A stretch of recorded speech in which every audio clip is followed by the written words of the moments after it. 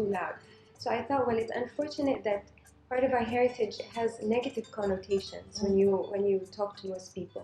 How can we change the outlook in a way to bring it back, to reconnect those values that I think are so important and are so rich for our heritage back into our home? So that's how I started the Sadu project. I approached a designer, Nada Asmar, Palestinian origin, and she grew up in Belgium. So she combined two things. So she combined that minimalist aesthetic with the heritage. So when I went to her, she understood what I was talking about. Yeah. So in a sense, she was able to combine what I was looking for, turning that object into an object of art, really, because that's how it should So be. these are some of our hand-woven cushions. I was mentioning you the sedu earlier. So all of these patterns are sedu patterns, and each pattern has a name. So for example, this one is called dala'a, like ribs, and this one is called awirjan. And the awirjan could have several meanings, but one of them are heaps of dates.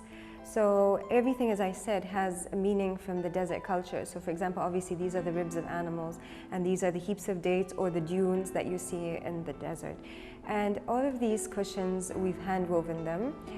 They take about a week to 10 days. I mean, the whole process takes over 2 weeks if you're including the dyeing, the washing, the laying out, preparing the loom, etc. And the whole idea, again, is that to reconnect people to the hand element, right? So these days, everything that you find is machine made, in thousands of quantities, etc. So the idea is everything here has the hand element. It's been done by a weaver and introducing patterns that are historic and that have meaning to us. Great. The colors are beautiful. Thank you. I love the plum one especially. Yeah, I love that one too. What else? So just up here, as you'll see, there are several photos of Souk Mbarkiya, and here we are featuring the work of a photographer, Huda Abdel Mughni. She's a Kuwaiti photographer who's been taking photographs for the last, I would say, 25, 30 years. And these are some that she took of the Souk Mbarkiya, Souk al-Tamr. And she documented, this is the alley, so she took 6 of them, and this is of course, one of the alleys that hasn't been renovated, so it has all the beauty of the tradition. And the oldest man is right here, Ajil, and he still goes to his shop. He opened a shop in the 1940s, and even though he's too old, he doesn't sell anything anymore, he still goes, because at the end of the day, Souk Mbarkiya for most Kuwaitis is at the heart of the urban culture.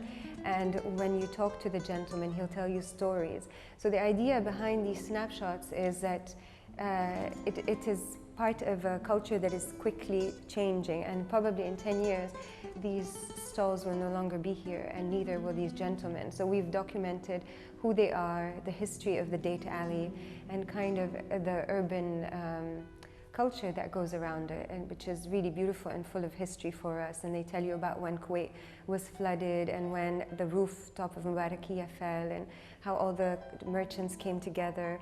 So everybody has a story to tell, and they encapsulate our Kuwaiti history and culture in a way that unfortunately we neglect to appreciate, I find. So thanks to Huda and photographers like her, they take an eye for the urban beauty, and they start documenting it so that we don't forget, because unfortunately they will not be here much longer.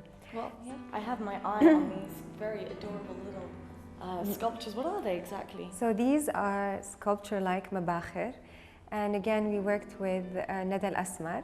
I mentioned to you earlier, Nada, and the reason we worked with her is because of her very simple minimalist aesthetic. So it's a mubkhar, it's very sculpture-like. It's colorful, so it's nice in a modern home as well. It reconnects you to a ritual and tradition that has still part of our daily routine, not daily, weekly, monthly, but in a way that is modernized and updated.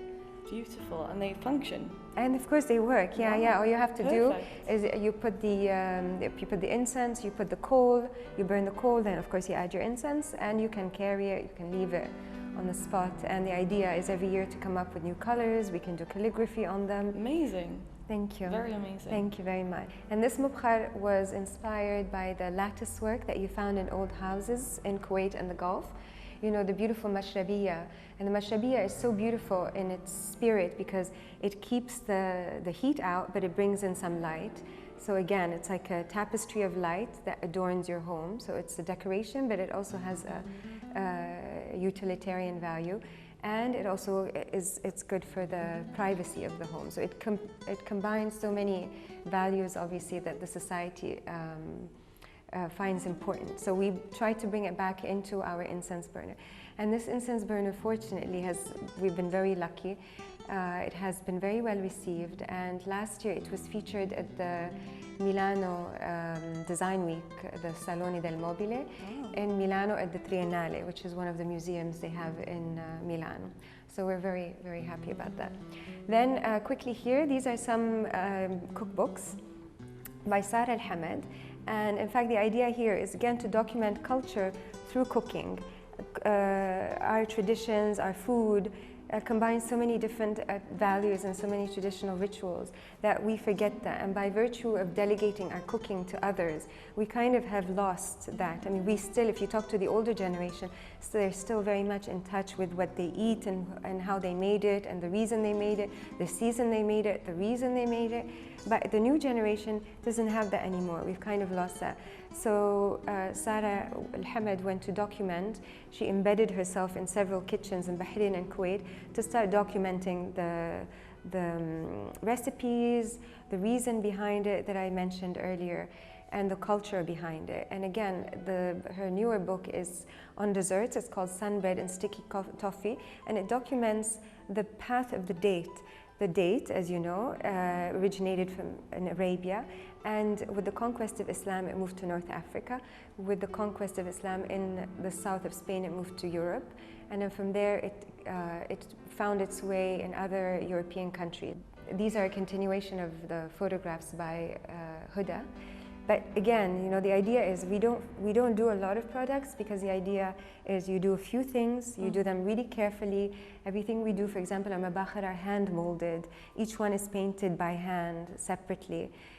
So everything takes time, and the process is what matters, I think, in a lot of these things. It's not just, we are so used to just looking at the outcome of things, but the process is just as important.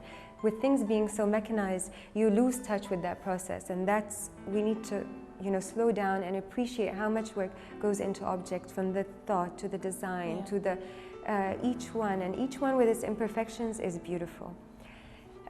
We'll keep on going. So for example, these cushions, again, are hand woven, and this is a different pattern. It's called the midkhar pattern. As you can see, these are also dune-like patterns. I can see, I've had my eye on the leather cover. Can you tell me a bit about what this is? Yes, of course.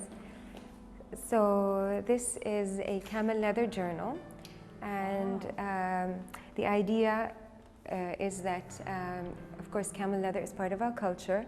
The Bedouins used it. So of course, the camel was the Bedouin's best friend, let's say, in the desert, because of its multi-purpose qualities, right? And they, of course, would take the milk, they would use it for transportation, but, you know, in some cases, of course, they would eat the meat and they would use the leather. So a few years ago in Abu Dhabi, there was a company that was created in order to recycle some of the meat industry's camel leather that was being thrown out. And we collaborated with them to start a line. And in fact, we have this camel leather journal, and we are coming out with a few other products based on camel leather. The idea, it's a very hardy leather. It's very strong. It's in our culture. It's part of the culture, and it's beautiful. In this case, we don't use any chromium. Everything is done with natural products. And the idea, again, is to go back to the roots. These are simple objects. The camel is very much part of our culture. It's a recycled, you know, it's recycled. You are not farming it for its skin. It's being eaten, and then you are using the skin in order not to throw it. And it's recycled, and eventually this will disintegrate in nature. So there's nothing chemical about it. It smells really good. Yeah, there's no smell to it, because like, you might think that it might have a smell, but it doesn't. No, and the pattern is beautiful. These are some of our shawls. For example, as I said, these are all hand woven, and this is the midkhar pattern. And again, we took the midkhar pattern in the original colors, which are traditional sedu. You see red, black, and white. And then we adapted them to the more modern colors, which are also happen to be the color of the Khalij. So we try to mix different colors, and for example, gold is not a color that you would traditionally see, or this Bordeaux in Sedo. So again, as I mentioned earlier, these are all hand woven. It's beautiful. And this one, yeah, this one is the most complex pattern. It takes around 10 to 12 days to make each one. So wow, again, they're all, yeah. A lot. Yeah, it is. It's very laborious in terms of time, and each thread, and it's all hand woven. It's all hand woven. Wow. Everything 100%. Amazing. Everything, yeah. I mean, you wouldn't get this quality if you were to do things that were machine made. These stamps are by an artist, Matthew Corbin Bishop, and the idea, this was a commission, and they are pre-independent stamps from the Gulf plus Yemen. So in this case, Aden. And as you can see, this was when Kuwait had the Nayad. We were using the Rupiah. So it was the Gulf Rupiah at the time, because our main trading partner was India. So the currency that we were using was the Rupee. And you can see this is Abu Dhabi. So again, they also used the rupees. In the case of Aden, it was under King George, and they also used the Indian currency, in this case Anatain. So what's nice, for example, about this one is that you have the mosque, which is Islam, the Jambiya, which is a traditional craft and knife that they use in Yemen, and King George and India in there because of the currency that they used, being the biggest trading partners. So anyway, so this is just a snapshot of what we have for the time being. And as I said, we do few products. They take years in the making. And the idea is to keep it simple. Even, for example, our display, this was inspired by a tent. And it's something that you can move around. And the culture is not one that has masses, and the consumption was not high at the time. Everything was, again, thought, it was necessary, it was not frivolous. There was no frivolous consumption. So again, the whole, even the space is inspired by that. It is very inspirational, and it's Thank you. very wonderful. You have a lovely collection of items. So thank you so much for showing me around. Thank you so much for having me on the show. Thank you. That's all we have for you this time, but join us again next week for more of Kuwait's hidden gems. Thanks for watching.